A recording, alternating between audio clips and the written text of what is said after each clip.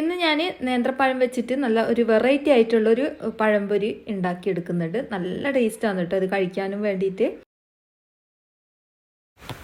ഒരു പ്രാവശ്യമെങ്കിലും ഇതേപോലെ ഒന്ന് ചെയ്ത് കൊടുത്ത് നോക്ക്. കുട്ടികൾക്കൊക്കെ എന്തായാലും ഇഷ്ടമാകുന്നൊരു റെസിപ്പിയും കൂടിയാണ്. പെട്ടെന്ന് തന്നെ നമുക്ക് ഇത് ചെയ്തെടുക്കാൻ പറ്റും കേട്ടോ. അപ്പോൾ അതിന് വേണ്ടിയിട്ട് ഞാനിവിടെ 2 ക്യാരറ്റ് ഇതേപോലെ ഒന്ന് ഗ്രേറ്റ് ചെയ്തെടുത്തിട്ടുണ്ട് കേട്ടോ. നിങ്ങൾക്ക് വേണമെങ്കിൽ മിക്സിൻ്റെ ജാറിലിട്ടൊന്ന് ക്രഷ് ചെയ്തെടുത്താൽ മതിയാവും. ഞാനിപ്പോൾ ഇതേപോലെയാണ് ചെയ്തെടുത്തത്. പിന്നെ നമ്മളെ വീഡിയോ കാണുന്നവർ വീഡിയോക്ക് മറന്നു പോകാണ്ട് ലൈക്ക് ബട്ടൺ ഒന്ന് പ്രസ് ചെയ്തേക്കണേ. അതുപോലെ തന്നെ ഹൈപ്പ് ചെയ്യാത്തവരുണ്ടെന്ന് ഹൈപ്പ് ചെയ്ത് ഇന്ന് സപ്പോർട്ട് ചെയ്യണേ. ഇതുപോലെ കുഞ്ഞതായിട്ട് കിട്ടണം കേട്ടോ. നമ്മൾ ഗ്രേറ്റ് ചെയ്തെടുക്കുന്നതായിരിക്കും ഒന്നും കൂടി നല്ലത്. അപ്പോൾ ഇതേപോലെ ഒന്ന് കുഞ്ഞതായിട്ട് കിട്ടിയാൽ മതി കേട്ടോ. ഇനി ഇത് നമുക്കൊരു പാനിലേക്ക് ഇട്ട് കൊടുക്കുക. പാന് ചൂടാക്കാൻ വെച്ചിന് കേട്ടോ. അപ്പോൾ അതിലേക്ക് ഇട്ട് കൊടുക്കുക.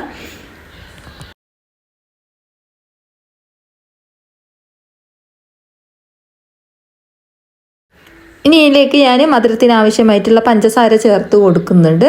നിങ്ങൾക്ക് മധുരം എത്ര വേണോ അത്രയും ചേർത്ത് കൊടുക്കാം. പഞ്ചസാര ഇതിൻ്റെ കൂടെ തന്നെ ചേർത്ത് കൊടുക്കാൻ ശ്രദ്ധിക്കുക കേട്ടോ. അപ്പോൾ പഞ്ചസാരയും ചേർത്ത് കൊടുത്തിട്ടുണ്ട്. പിന്നെ പഞ്ചസാര ഇതിൻ്റെ കൂടെ അലിയുന്ന സമയത്ത് നല്ല ടേസ്റ്റ് ആയിരിക്കും കേട്ടോ. അതിന് വേണ്ടിയിട്ടാണ് നമ്മൾ പഞ്ചസാര ഇതിൻ്റെ കൂടെ തന്നെ ചേർത്ത് കൊടുക്കുന്നത്. അപ്പോൾ നല്ലോണം ഒന്ന് ഇതേപോലെ ഒന്ന് ചൂടാക്കിയെടുക്കുക. ചൂടാക്കുന്ന സമയത്ത് പഞ്ചസാര അലിഞ്ഞിട്ട് അതിൻ്റെ വെള്ളവും അതുപോലെ തന്നെ ക്യാരറ്റിൻ്റെ വെള്ളമൊക്കെ ഉണ്ടാവും കേട്ടോ. കുഴപ്പമൊന്നുമില്ല, അത് വറ്റിക്കോളൂ. അപ്പോൾ ഇതേപോലെ ഒന്ന് ഇളക്കി കൊടുക്കുക.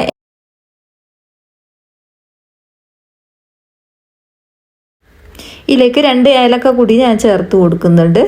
ഏലക്ക പൊടി ഉണ്ടെങ്കിൽ അത് ചേർത്ത് കൊടുത്താൽ മതി. ഞാനിപ്പോൾ ഏലക്കായി ചതച്ചതാണ് ചേർത്ത് കൊടുക്കുന്നത്. എന്നിട്ട് അതും കൂടി ഇട്ട് കൊടുത്തതിന് ശേഷം ഒന്നും കൂടി ഇളക്കി കൊടുക്കുക. ഈ ഒരു സമയത്ത് വെള്ളം ഇറങ്ങി വന്നിട്ടുണ്ട് കേട്ടോ. കണ്ടാൽ തന്നെ നിങ്ങൾക്ക് മനസ്സിലാവും. അപ്പം നല്ലോണം വെന്ത് വരണം കേട്ടോ ഈ ഒരു ക്യാരറ്റ്. അതിന് വേണ്ടിയിട്ടാണ് നമ്മൾ ഇതേപോലെ ഒന്ന് ഇളക്കി കൊടുക്കുന്നത്. ഇനി ഇതിലേക്ക് നല്ല നെയ്യ് ചേർത്ത് കൊടുക്കുക. നല്ല നെയ്യ് കുറേയൊന്നും വേണമെന്നില്ല കേട്ടോ. കുറച്ച് മാത്രം മതിയാവും. ഒരു 1/4 ടീസ്പൂൺ മതിയാവും. ഒരു ടേസ്റ്റിന് വേണ്ടിയിട്ടാണ് നമ്മളിത് ചേർത്ത് കൊടുക്കുന്നത്. നല്ല നെയ്യും ഒരു പഞ്ചസാരയും കൂടി ഉരുകി വരണം കേട്ടോ. രണ്ടും കൂടി മിക്സ് ആയിട്ട് വരണം. അപ്പോൾ ഒന്നും കൂടി ഇളക്കി കൊടുക്കുക. ഇനി നമുക്ക് ഇതിലേക്ക് തേങ്ങ ചേർത്ത് കൊടുക്കുക. ഒരു അരമുറി തേങ്ങ ഇതിലേക്ക് ചേർത്ത് കൊടുക്കുക. ഇത് ഇപ്പോൾ അത്യാവശ്യം ഒന്ന് വെന്ത് വന്നതിന് ശേഷമാണ് കേട്ടോ നമ്മൾ തേങ്ങ ചേർത്ത് കൊടുക്കേണ്ടത്. ഒരു അരമുറി തേങ്ങ ഇതിലേക്ക് ചേർത്ത് കൊടുക്കുക.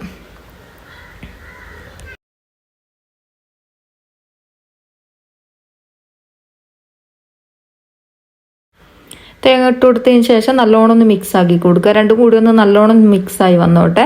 എന്നിട്ട് തേങ്ങ ഇതിൽ കിടന്നിട്ടൊന്ന് കുറച്ചൊന്ന് കളറൊന്ന് മാറി വരണം കേട്ടോ. അപ്പോഴേക്കും ഈ ഒരു ക്യാരറ്റ് നല്ലോണം വെന്ത് കിട്ടും. ഒന്ന് നല്ലോണം ഒന്ന് മിക്സായിട്ടൊന്ന് വെന്ത് വന്നോട്ടെ രണ്ടും കൂടി.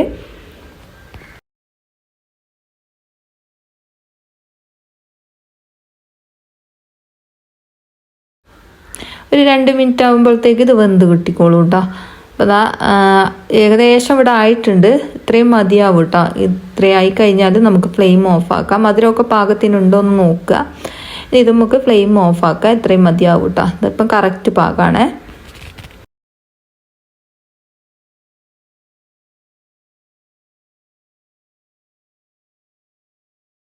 ഇത് ഫ്ലെയിം ഓഫാക്കിയിട്ട് ഇതിനെ ഇപ്പോൾ നമുക്ക് ചൂടാറാൻ വെക്കണം. ചൂടാറിയതിന് ശേഷം നമുക്ക് ഇതേപോലെ ഒന്ന് ഉരുളകളാക്കിയെടുക്കാം. ഇതേപോലെ കൈവച്ചിട്ട് ഉരുട്ടുന്ന സമയത്ത് തന്നെ പെട്ടെന്ന് തന്നെ നമുക്ക് ഉരുളകളാക്കിയെടുക്കാൻ പറ്റും കേട്ടോ. ഒന്ന് പ്രസ് ചെയ്തിട്ട് തന്നെ ഉരുളകളാക്കിയെടുക്കാൻ ശ്രദ്ധിക്കുക. അല്ലെങ്കിൽ നമ്മൾ ചെയ്യുന്ന സമയത്ത് പൊടിഞ്ഞു പോകും കേട്ടോ. അപ്പോൾ ഞാനൊരു 5-8 ഉരുളകൾ ഞാനിവിടെ ആക്കിയെടുക്കുന്നുണ്ട്. കുഞ്ഞതാക്കിയിട്ടാണ് കേട്ടോ ഞാൻ ഉരുളകളാക്കിയത്. അധികം വലുപ്പത്തിൽ വേണ്ട, ചെറിയ ചെറിയ ഉരുളകൾ മതിയാവും.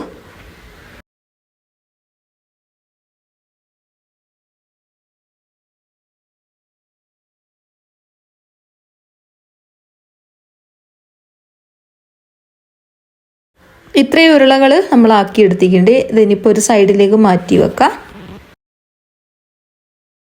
ഇനി ഒരു മിക്സിൻ്റെ ജാറിലേക്ക് നമുക്ക് പഴുത്ത നേന്ത്രക്കായ ഇട്ട് കൊടുക്കുക. ഇതേപോലെ കട്ട് ചെയ്തിട്ട് ഇട്ട് കൊടുക്കുക. നല്ലോണം പഴുത്ത പഴമൊക്കെ ഉണ്ടെങ്കിൽ അതും എടുക്കുക കേട്ടോ. ഇതിപ്പോൾ അത്യാവശ്യം ഒത്തൊരു പഴുപ്പാണ് കേട്ടോ. ഇത് ഇതേപോലെ ഒന്ന് കട്ട് ചെയ്തിട്ട് കൊടുക്കുന്നുണ്ട്. ഒരു പഴം മാത്രം മതിയാവും കേട്ടോ ഇത്രയും സാധനത്തിന്.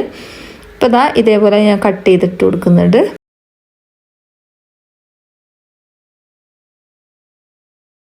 ഇതിലേക്ക് നമുക്ക് 2 ഏലക്ക കൂടി ചേർത്ത് കൊടുക്കുക, പൊടിയുണ്ട് അത് ചേർത്ത് കൊടുക്കുക. പിന്നെ ഒരു 1/4 ഗ്ലാസ് ചോറ് ചേർത്ത് കൊടുക്കുന്നുണ്ട്. ഏത് ടൈപ്പ് ചോറായാലും കുഴപ്പമില്ല, ഒരു 1/4 ഗ്ലാസ് മതിയാവും കേട്ടോ, കൂടുതലായി പോകരുത്. ഇനി നമുക്ക് ഇതിലേക്ക് പഞ്ചസാര ചേർത്ത് കൊടുക്കാം. നിങ്ങൾക്ക് മധുരം എത്ര വേണോ അത്രയും പഞ്ചസാര ചേർത്ത് കൊടുക്കാം. ഞാൻ കുറച്ച് മാത്രമാണ് ഇവിടെ ചേർത്ത് കൊടുക്കുന്നുള്ളൂ, കാരണം പഴത്തിന് മധുരം ഉണ്ടാവില്ല, അതുകൊണ്ട് തന്നെ കുറച്ച് മാത്രമാണ് ചേർത്ത് കൊടുക്കുന്നത്. ഒരു നുള്ളു ഉപ്പും കൂടിയും ചേർത്ത് കൊടുക്കുക. എന്നിട്ട് ഇതൊന്ന് നല്ലോണം അടിച്ചെടുക്കുക. കുറച്ച് വെള്ളം ഞാൻ ചേർത്ത് കൊടുത്തിന് കേട്ടോ, ഒരു ടേബിൾ സ്പൂണ് വെള്ളം ചേർത്ത് കൊടുത്തിന്. വന്നതിന് ശേഷം ഞാൻ ഇതൊന്ന് അടിച്ചെടുത്തതാണ്. ഇനി ഇതിലേക്ക് ഞാൻ മുട്ട ചേർത്ത് കൊടുക്കുന്നുണ്ട്. ഒരു മുട്ട മതിയാവും കേട്ടോ, ഒരു മുട്ടയും കൂടി ചേർത്ത് കൊടുത്തിട്ട് ഇതൊന്ന് നല്ലോണം ഒന്നും കൂടി അടിച്ചെടുക്കാം.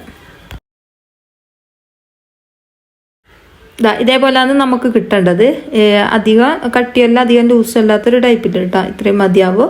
ഇനി നമുക്ക് ഇതിലേക്ക് കുറച്ച് മൈദ ചേർത്ത് കൊടുത്തിട്ടൊന്ന് കലക്കിയെടുക്കാം. മൈദ കൂടുതലാവണ്ട, നമുക്ക് ഏകദേശം ഒരു കലക്കിയെടുക്കാനുള്ള ഒരു പാകത്തിന് ഇത് മൈദ ചേർത്ത് കൊടുത്താൽ മതിയാവും കേട്ടോ, മുട്ടൻ്റെ പഴത്തിൻ്റെ അകത്തേക്ക്. അപ്പോൾ അതാ ഇതേപോലെ കിട്ടിയിട്ടുണ്ട്. ഇനി ഇത് നമുക്കൊരു പ്ലേറ്റിലേക്ക് മാറ്റി കൊടുക്കാം.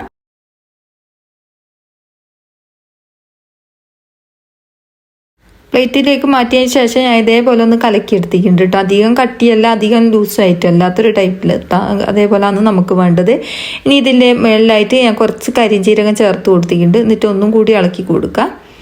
ഇത്രയും മതിയാവട്ടെ, ഇതേപോലെയാണ് നമുക്ക് കിട്ടേണ്ടത്. ഇനി ഇത് നമുക്ക് ചുട്ടെടുക്കാം. നമ്മൾ നേരത്തെ ഉരുളകളാക്കി വെച്ച ഓരോ ബോൾസും എടുത്തിട്ട് ഇതേപോലെ വെച്ച് കൊടുക്കുക. നമ്മൾ ഈ ഒരു മാവിൻ്റെ അകത്തേക്ക് വെച്ച് കൊടുക്കുക. എന്നിട്ട് സ്പൂൺ കൊണ്ട് പതുക്കുക ഇതേപോലെ ഇതിൻ്റെ മുകളിലേക്ക് ആക്കി കൊടുത്തതിന് ശേഷം കോരിയെടുക്കുക. ഇതേപോലെ ചൂടായ എണ്ണയിലേക്ക് ഇട്ട് കൊടുത്തിട്ട് ഒന്ന് ഫ്രൈ ആക്കി എടുക്കുക കേട്ടോ. എളുപ്പമാണ് ഇത് ചെയ്തെടുക്കാൻ വേണ്ടിയിട്ട്, കഴിക്കാനും നല്ല ടേസ്റ്റാണ് കേട്ടോ. ഉള്ളിൽ ഈ ഒരു ഫില്ലിങ് വന്നതുകൊണ്ട് തന്നെ അടിപൊളിയാണ് കേട്ടോ. എല്ലാവരും ഒന്ന് ചെയ്ത് നോക്കി, എന്തായാലും ഇഷ്ടമാവും. മുകളിൽ പഴത്തിൻ്റെ ടേസ്റ്റ്, ഉള്ളിൽ ക്യാരറ്റിൻ്റെ ടേസ്റ്റൊക്കെ ആയിട്ട് അടിപൊളിയാണ് കേട്ടോ. ഇതേപോലെ ചെയ്യാത്തവരുണ്ടെന്ന് ചെയ്ത് നോക്ക്, എന്തായാലും ഇഷ്ടമാവും. എന്നിട്ട് നിങ്ങളെ കമൻറ്റ് എന്തായാലും ഒന്ന് അറിയിക്കണം കേട്ടോ. ഒരു ഹാർട്ടെങ്കിലും കമൻ്റായിട്ടൊന്ന് ഇടണം കേട്ടോ. അപ്പോൾ അതാ നമ്മളെ ക്യാരറ്റ് പഴംപൊരി അടിപൊളിയായിട്ട് തന്നെ നമുക്ക് കിട്ടിയിട്ടുണ്ട്. ഇനി ഇത് നമുക്ക് തിരിച്ച് മറിച്ചിട്ടിട്ട് ഒന്ന് ഫ്രൈ ആക്കി എടുക്കണം. ക്യാരറ്റ് ഫില്ലിംഗ് ആയിട്ട് കൊടുത്തത് കൊണ്ട് തന്നെ നല്ല ടേസ്റ്റാണ് കേട്ടോ. ഉൾഭാഗത്ത് അങ്ങനെ കടിക്കുന്ന സമയത്ത് നല്ല ടേസ്റ്റാണ്. അപ്പോൾ ഇതാ നമ്മളെ ക്യാരറ്റ് പഴംപൊരി ഇവിടെ അടിപൊളിയായിട്ട് തന്നെ കിട്ടിയിട്ടുണ്ട്. ഇനി ഇത് നമുക്ക് കോരി മാറ്റാം. അപ്പോൾ എളുപ്പത്തിൽ തന്നെ നമുക്ക് ചെയ്തെടുക്കാൻ പറ്റിയ നല്ലൊരു പഴംപൊരിൻ്റെ റെസിപ്പിയാണ് കേട്ടോ. ഇതെല്ലാവരും ഒന്ന് ചെയ്ത് നോക്ക്, എന്തായാലും ഇഷ്ടമാവും. ഒരു വെറൈറ്റി ആയിട്ട് ചെയ്തെടുത്തതാണ്. അപ്പോൾ എന്തായാലും ഇഷ്ടമായിട്ടുണ്ടെങ്കിൽ ആദ്യം പറഞ്ഞതുപോലെ തന്നെ ലൈക്ക് ചെയ്യാനും അതുപോലെ തന്നെ എന്തെങ്കിലും ഒരു കമൻറ്റ് ഹാർട്ടെങ്കിലും കമൻ്റായിട്ട് ഇടാൻ മറന്നു പോകരുത് കേട്ടോ. അപ്പോൾ ഇത്രയേ ഉള്ളൂ ഇന്നത്തെ വീഡിയോ. ഇത് ഞാൻ കട്ട് ചെയ്തിട്ട് കാണിച്ചു തരാം എങ്ങനെ ഉണ്ടെന്ന്. നല്ല ചൂടാണ് കേട്ടോ. കണ്ടില്ലേ, ഇതിൻ്റെ ഉൾഭാഗമൊക്കെ അടിപൊളിയായിട്ട് തന്നെ കിട്ടിയിട്ടുണ്ട്. ഇതിൻ്റെ മുകളിലുള്ള ആ ഒരു തൊലിയും ഈ ഒരു ഫില്ലിങ്ങും കൂടി കഴിക്കാൻ വേണ്ടിയിട്ട് നല്ല ടേസ്റ്റാണ് കേട്ടോ. അപ്പോൾ ഇത്രയേ ഉള്ളൂ ഇന്നത്തെ വീഡിയോ. ഇഷ്ടമായിട്ടുണ്ടെങ്കിൽ ലൈക്ക് ചെയ്യണേ. അപ്പോൾ അടുത്ത പുതിയ വീഡിയോയിൽ കാണാം.